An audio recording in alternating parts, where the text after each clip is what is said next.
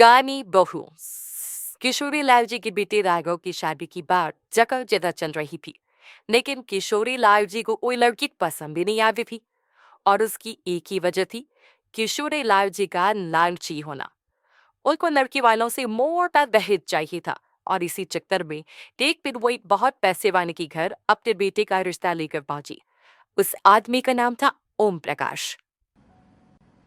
देखिए किशोरी लाल जी, मेरी एक ही बेटी है और मेरी सारी संपत्ति जायदाद सब कुछ मेरी बेटी नैना का ही है। पापा, नाम से लगता है बहुत खूबसूरत होगी। कितना अच्छा नाम है ना, नैना। ओ, वैसे बात तो सही है आपकी। अब इतना पैसा है, जमीन जायदाद है, इकलौती बेटी, आप भी क्या करेंगे? सब कुछ उसे ही देंगे ना। बिल्कुल ठीक पहचाना आपने। बस बेटी की शादी और सारी जायदाद उसके नाम। पापा, बिना देखे हाँ कर दीजिए ना। इतना अच्छा रिश्ता फिर कहाँ मिलेगा? माला माल हो जाएंगे हम। मैं अपनी बेटी को बुलाता हूँ। अरे नहीं नहीं नहीं नहीं, आपकी बेटी का नाम नैना है, सुनकर ही लगता है बहुत सुंदर होगी। रहने दीजिए अंकल, मैं तो आपकी बेटी के नाम से ही इतना खुश हो गया हूँ कि उसे बिना देखे शादी करने को तैयार हूँ। अब तो मैं उसका चेहरा सीधे शादी के बाद ही देखूंगा। और इस तरह राघव नैना का चेहरा नहीं देखता और उससे शादी कर लेता है। शादी के बाद अपनी सुहाग रात पर जब राघव नैना पर घूंघट उठाकर देखता है, तो नैना की आंखें बंद थी।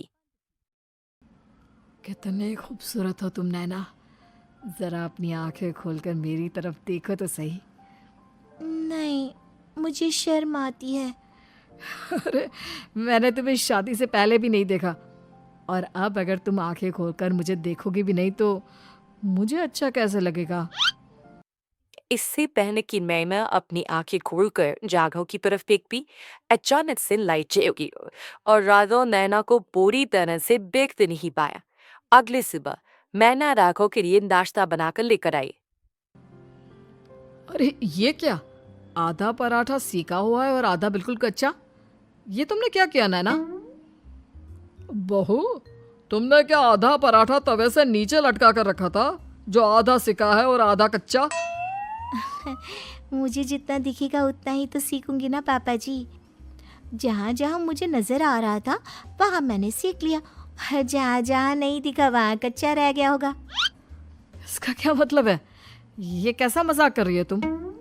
अरे बहू, तुमने इतना लंबा घूंघट क्यों लगाया हुआ है? देखो, हमारे घर में बहुओं को बेटी की तरह रखा जाता है, और फिर तुम तो इतना सारा माल लेकर आई हो।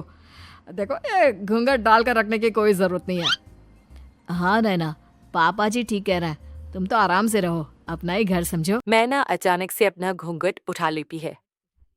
किशोरी अरे ये क्या पापा, नैना की तो एक आंख फूटी हुई है।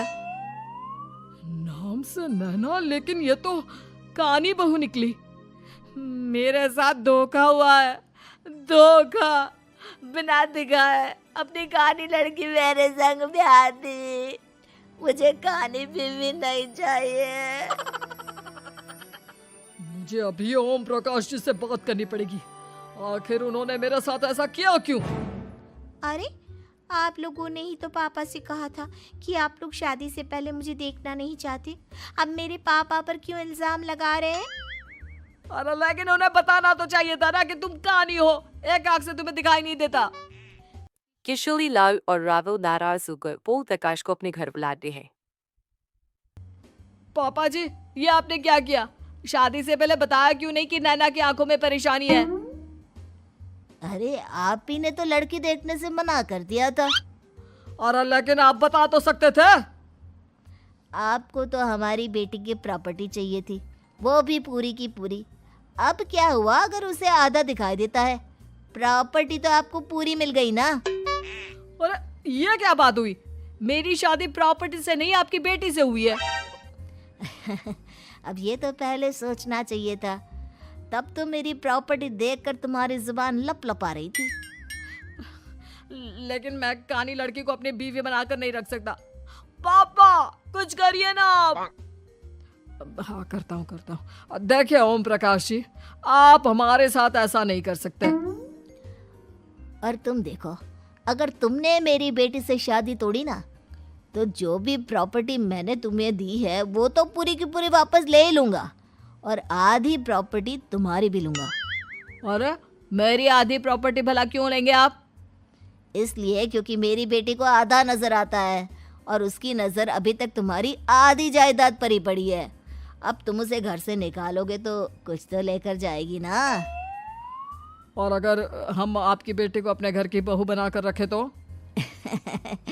तो तुम्हारी पूरी प्रॉपर्टी तुम्हारी ही रहेगी, और जो मैंने तुम्हें दिया है ना, उसमें से बस मैं आधा लेकर जाऊंगा। अरे लेकिन अब आप अपनी दी हुई प्रॉपर्टी में से आधी वापस क्यों लेकर जाएंगे? अगर मैं आपकी बेटी को अपनी पत्नी बनाकर रखने को तैयार हूं तो? इसलिए ताकि भविष्य में अगर तुम मेरी बेटी को धोखा दो तो उसके पास कुछ तो रहे जो पति का हो। वैसे मेरे पास तो बहुत कुछ है, लेकिन अपने पति की कोई निशानी तो उसके पास होनी चाहिए ना। अब अगर तुमने मेरी बेटी को कानी कहा तो तुम्हें प्रॉपर्टी भी कानी ही मिलेगी, पूरी नहीं। जमाए राजा। किशोरी लाल और राघव समझ चुके थे कि वो बुरी तरह फंस चुके हैं और अब उनके पास मां से निकलने का कोई चारा नहीं है। अब समझ में आया ना, लालच बुरी बला होती है। एक तो तुम्हें प्रॉपर्टी मिली, ऊपर से बीवी मिली, उसमें तुम्हें नखरे भी दिखाने हैं। आए बड़े, चुपचाप बैठो दोनों। कुछ दिनों के बाद मैना राघव की कार लेकर बाजार घूमने निकलती है और जब कार लेकर वापस आती है, अरे, ये क्या? एक तरफ से मेरी गाड़ी पूरी खराब हो चुकी है। लगता है तुमने मेरी गाड़ी को किसी दूसरी गाड़ी के साथ एक्सीडेंट किया है। अरे अरे, कितना बड़ा नुकसान कर दिया तुमने बहू। वो क्या है ना पापा जी, मुझे एक आंख से दिखाई नहीं दे रहा था, सामने से गाड़ी आ रही थी। मुझे तो सिर्फ आधा ही दिखाई दिया और वो गाड़ी मेरी कार से रगड़ते हुए निकल गई। अब मैं क्या करूं बताओ?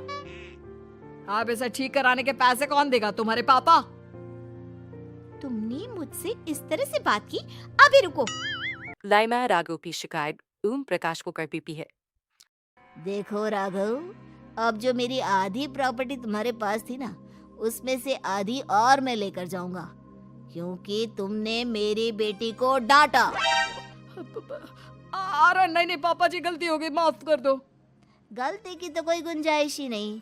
अगली बार मेरी बेटी को डांटा तो बची हुई आधी में से आधी और ले जाऊंगा। लालच के चक्कर में हम दोनों ने बहुत बड़ी गलती कर दी बेटा। एक तो तुम्हें कानी बहू मिली और ऊपर से जो माल मिला वो भी का। इस पर राघव की हर एक गजबी पर ओम प्रकाश उसकी प्रॉपर्टी का आधा हिस्सा लेकर अपना सारा माल वापस ले गया और राघव को कानी धीरे से काम चलाना पड़ा। फिर लालच बाकरी में बड़ी बला है।